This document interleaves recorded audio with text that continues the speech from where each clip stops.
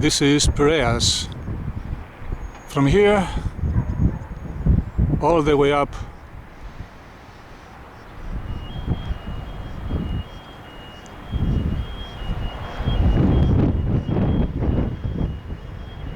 to Athens is 8 kilometers. Pireas was the most useful harbor in the ancient world.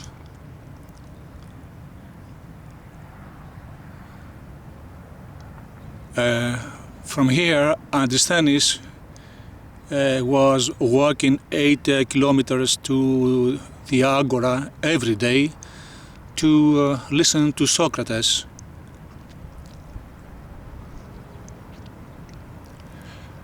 Here, Thrasivoulos in 403, before Apollonius Tianephs, beat the 30 tyrants in Munichia. Munichia is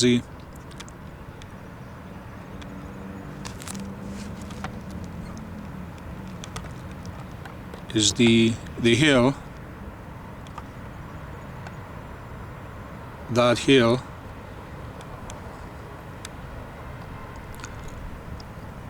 on top on which existed temples, magnificent temples,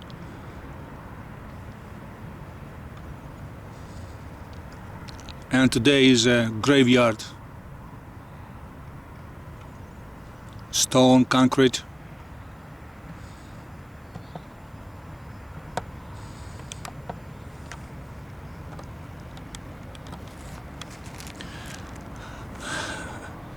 And Thrasivoulos with his men defeated the 30 tyrants and regained democracy for Athens after 4 months of bloodshed.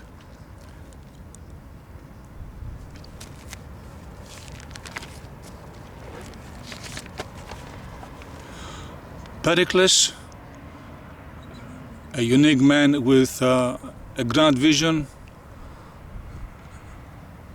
he left heredity to other hegemons, kings, emperors, like the magnificent Medici, Sforzas, Gozangas, Estiesi.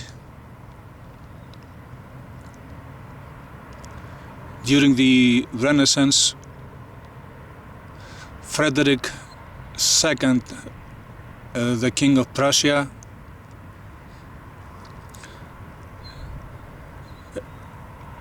we can compare a contemporary leader with somehow with Pericles, with the John F. Kennedy, the man who initiated the program to explore the cosmos. He initiated the program for NASA to land man on the moon, which happened. So Pericles hired the founder of the city planning, the famous Hippodamos, son of Euryphon from Miletos, to draw plans for Pireas city planning. Hippodamos elected 3 parts to be part of his city planning. City planning was divided in 3 parts. The first one was the sacred areas where temples are to be erected.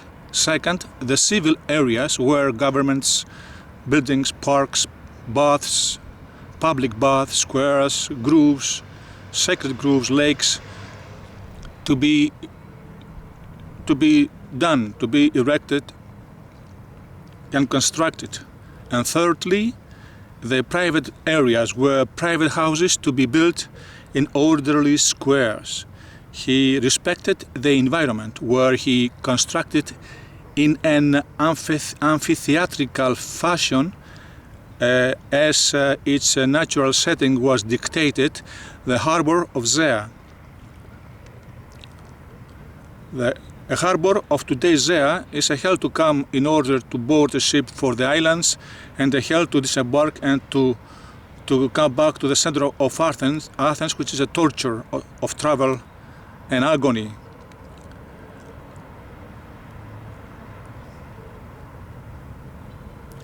Hippodamos designed a beautiful city of Pireas. He beautified the city with, first, the Agoronomion on top of Munichia hill, second, the temple Hestia, third, the Digma or sample, a grand exhibition place for all the merchants, traders and dealers could show off their goods. Like today, our contemporary trade centers around the world. 4. The Hippodamian Agora, the center square of Pireas.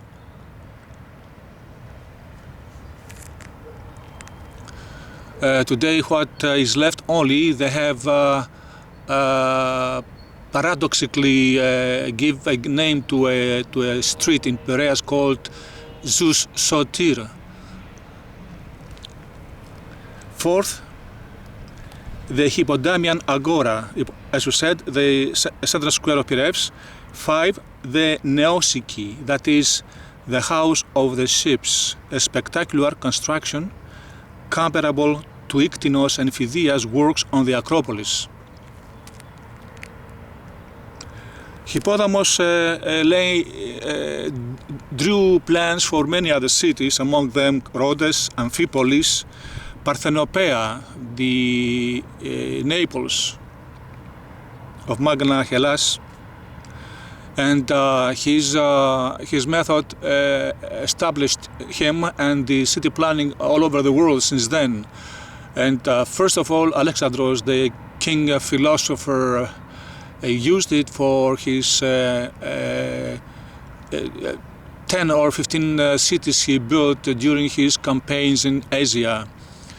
He used the Hippodamian city planning. The most famous, as we know, is Alexandria of today.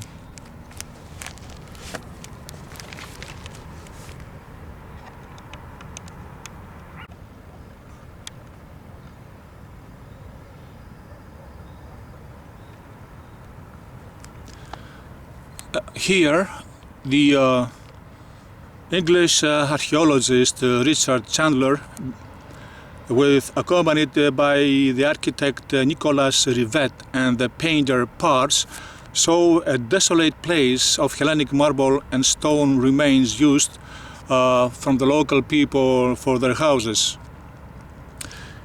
Chandler and his friends saw first near Palaion Phaleron, Old Phaleron, a temple and statue of the goddess Hera. Second, near the port, a temple of Dimitra in ruins. Third, the top of the Amazon Antiope. Fourth, walls of Conon. And among the walls, the tombs of Menandros and Euripides. 5. Another tomb near the gate on which Praxiteles erected a warrior. 6. A stone paved street which he took it for the main agora. 7th, ruins of a Van Gogh house wall made up by the stones of the Hera's temple. 8. He saw marbles with inscriptions. 10. A marble statue of a sitting philosopher which was half buried while his face had received blows of a hammer. It was used to be intact some years back, and that was a witness of what was happening to the Hellenic art in this country. The same thing George Findlay saw in Piquerme in a Christian catacomb, monks with a hammer destroying scriptures on marble. Also, they saw an Albanian who was awaiting for his boss, and nearby another Albanian carrying a sack on his back. So we know that Albanians have been here for a long time, and we can see from the topography around Attica.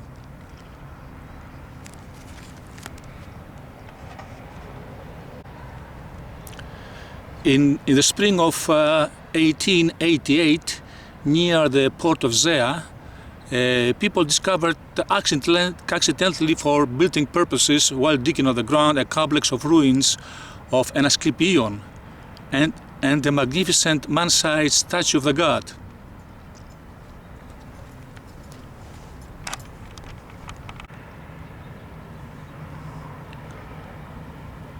The place was razed to the ground, as it happened with the Makrianis area for the Munster Museum, and all have disappeared. The statue is saved, put it up in a museum passerella, people coming by, watching it and paying money for.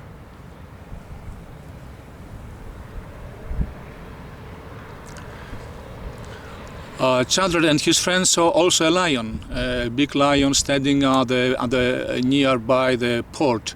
This lion, we found out, is located in the main square in Venice. Somehow it was saved. In the same square, the horses of Diomedes stand. Fortunately, people took care of those neglected and ready to be victims of destruction. Here is the old Palaion Phaleron, where in Theseus times was a main port as well. Theseus and his 13 youths boarded the ship for his adventure in the King Minos' court in Crete.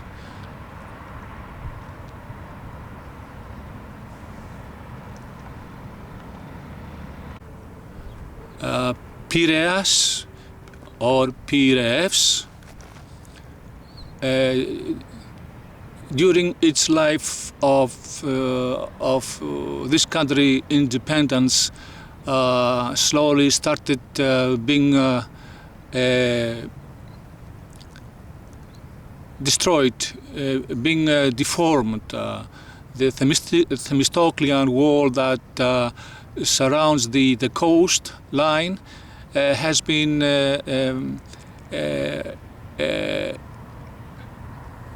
destroyed, part of it, for local people with the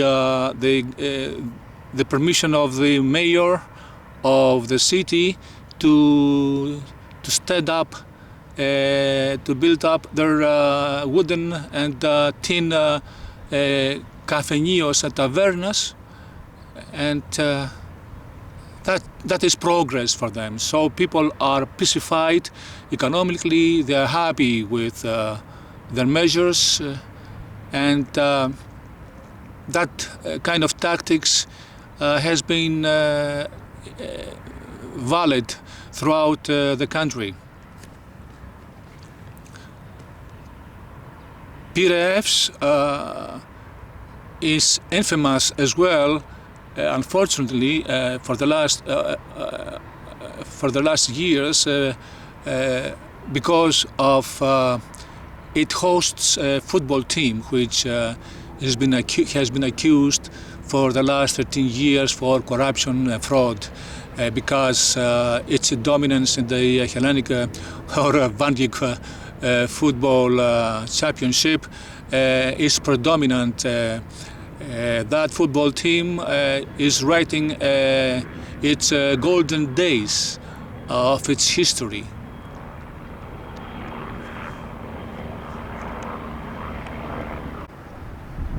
That hill across is a Gallio hill where Xerxes put up its throne watching the Battle of Salamis just across.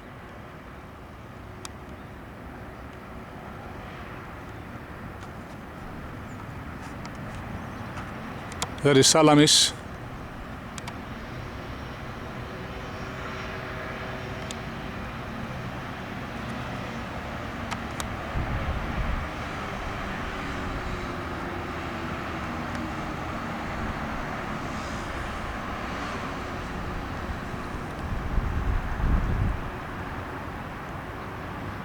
We see in the city of Pireas and Athens the available ground for greenery is just 2%.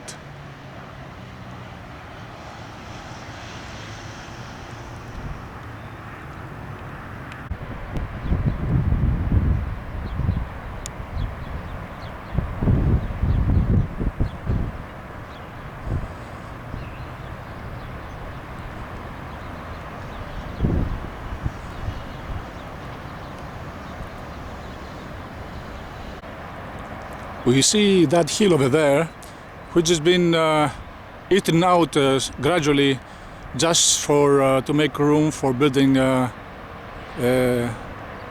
high-rising buildings.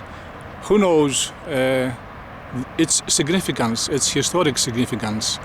After years, will be nothing to see and examine, of course. Interestingly enough, this is the football team's Pireas stadium.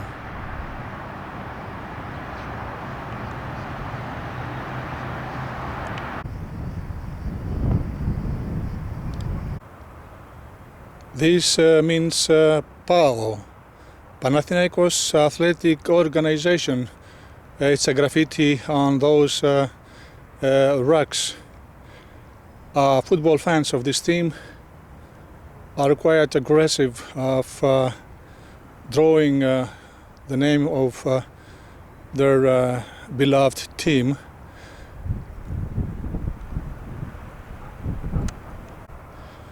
Panathinaikos is the most famous team of the country, with glorious achievements. One of the, not the biggest, but the big clubs in Europe, respectable. The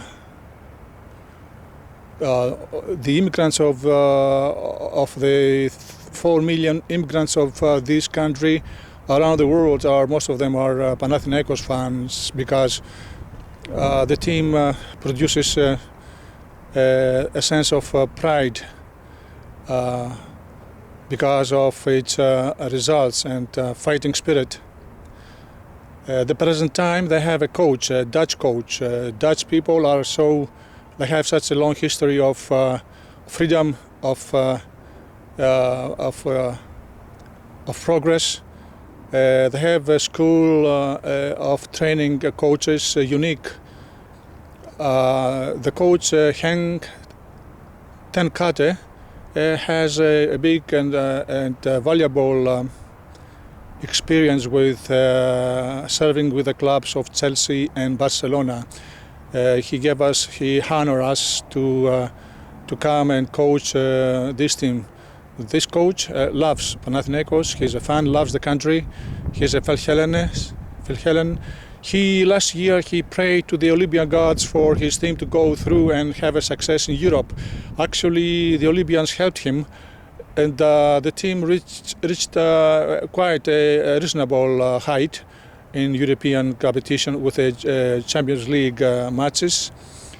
But he feels disillusioned, disappointed, because he finds no recognition from the local newspapers, athletic newspapers, which are the most fanatic and one-track mind in the world to see.